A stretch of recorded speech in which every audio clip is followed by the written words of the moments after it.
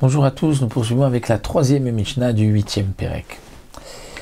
Dans cette Mishnah, nous allons voir un nouveau sujet qui ressemble un petit peu au cas de Mishnayot précédente où quelqu'un avait commencé à manger béhéter et ensuite surtout une situation où maintenant il ne peut plus manger, il est devenu impur. La Mishnah continue avec le din suivant concernant la kviyut pour le maaser.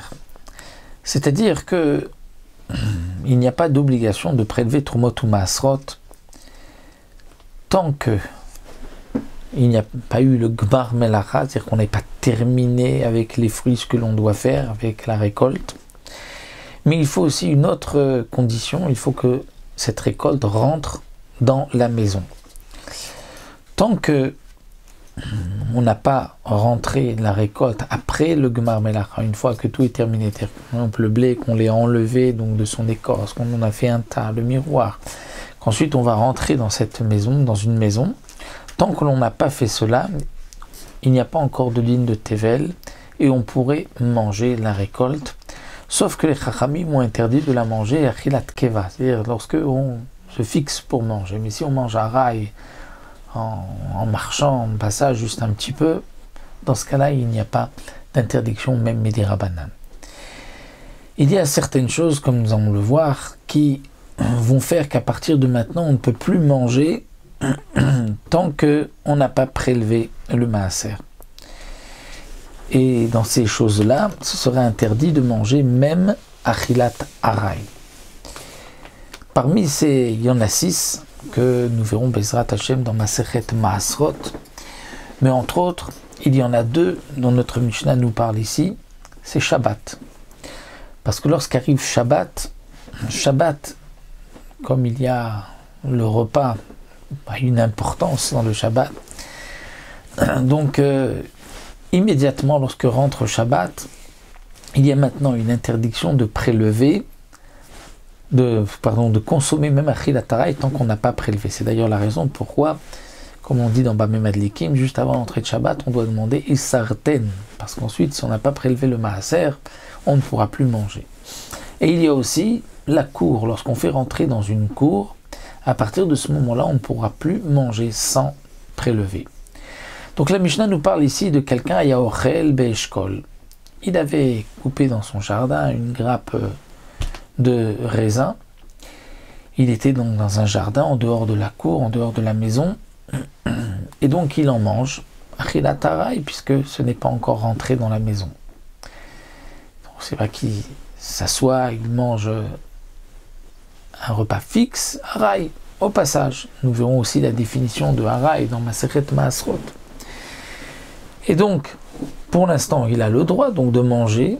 Mais nichnas minagina lechatzer, il rentre de son jardin, de l'endroit du verger à la cour, et à partir de maintenant, il ne peut plus manger même aray sans avoir prélevé. Alors, que va-t-il faire? Rabbi Eliezer Omer Yigmor. Rabbi Eliezer dit, il pourra terminer. Rabbi Yehoshua Omer Lo Yigmor. Rabbi Yehoshua dit non, il ne pourra pas terminer. Il doit prélever et ensuite il pourra continuer de manger. Lorsque Rabbi Eliezer nous dit Yigmor, bien sûr précise le Barthénora, non pas qu'il continue dans la cour, mais il fait marche arrière, il reste dans le jardin, dans le verger, et là-bas il pourra manger. Mais dans la cour, il ne peut pas manger. De même, Chashchalele Shabbat, il est avec son eshkol, donc sa grappe de raisin, il mange, et tout d'un coup, Shabbat entre. Rabbi Yehoshua Omer Yigmor, Rabbi Eliezer Omer Lo Yigmor. Là, les chitotes sont inversés, c'est Rabbi Yehoshua dit qu'il pourra terminer. Et Rabbi Eliezer dit non, il ne pourra pas terminer, il devra prélever trumot ou maasrot. Rabbi Yehoshua dit il pourra terminer, et là encore, Barthénora précise, il terminera Motzei Shabbat, mais pas Shabbat. Shabbat, c'est sûr qu'il ne peut pas, puisque Shabbat, il doit prélever, étant donné que Shabbat est kovea le maaser. Mais Rabbi Eliezer dit non, il ne pourra pas, même après Shabbat, continuer, il devra donc prélever avant de continuer.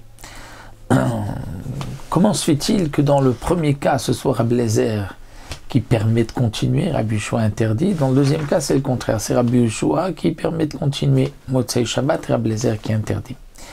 Alors les Mefarshim expliquent qu'en vérité, leur marloquette dépend de savoir est-ce que les Chachamim ont été plus mahmir par rapport à Shabbat ou par rapport au Chatzer.